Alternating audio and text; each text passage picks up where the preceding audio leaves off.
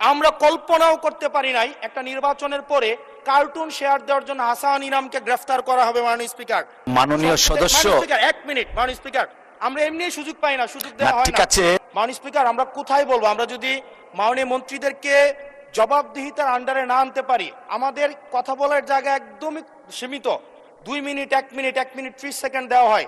সেই জায়গায় আমরা মাননীয় মন্ত্রীদেরকে চলমান বিভিন্ন বিষয়ে আপনার প্রশ্নের মধ্যে তাদেরকে আনি।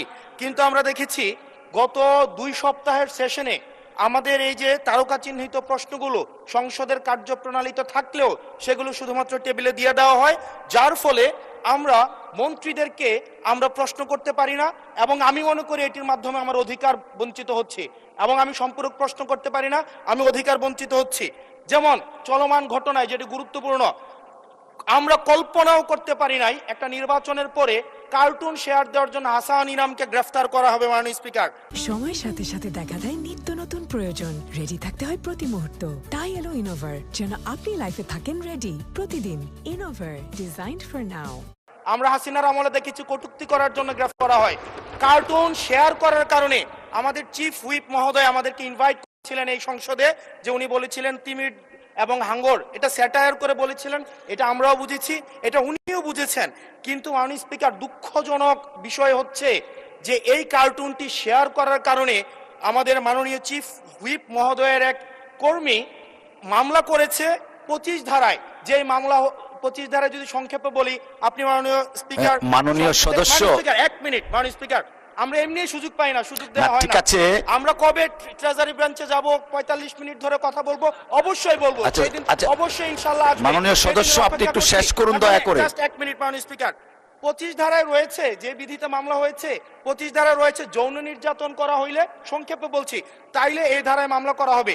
কিন্তু মাননীয় স্পিকারের মাননীয় হুইপ মহোদয়ের যেই মিমটি শেয়ার করা হয়েছে, সেখানে কোথায় যৌন নির্যাতন করা হয়েছে? এখানে একটা মিম শেয়ার দেওয়া হয়েছে, যেখানে দেওয়া হয়েছে তিমি মাছ সবাইকে সার্ভ করা হচ্ছে।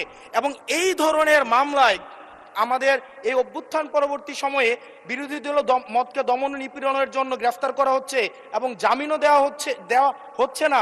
এবং এখানে কোনো ধারায় 25 ধারায় সাইবার নিরাপত্তা যেটা আইন এই সংসদে পাশ করা হয়েছে, এই আইনে কূটনীতির জন্য বা রাজনৈতিক স্যাটায়ারের জন্য আমাদের মামলা করার কোনো বিধান নাই।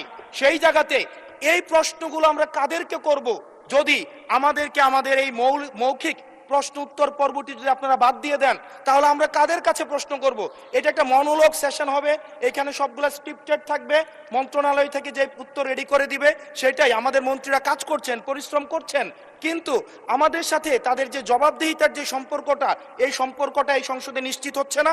এবং আমি মনে করছি রুলস 163 এই বিধি অনুযায়ী আমার অধিকার বঞ্চিত করা হচ্ছে, এবং অতি সত্বর এই যে মৌখিক উত্তরদানের যে কর্মসূচিটি রয়েছে সেটি রুলস অফ প্রসিজারে অন্তর্ভুক্ত করা হোক, যাতে করে আমাদের মাননীয় মন্ত্রীদেরকে আমরা জবাবদিহিতার আন্ডারে আমরা আনতে পারি। ধন্যবাদ মাননীয় স্পিকার।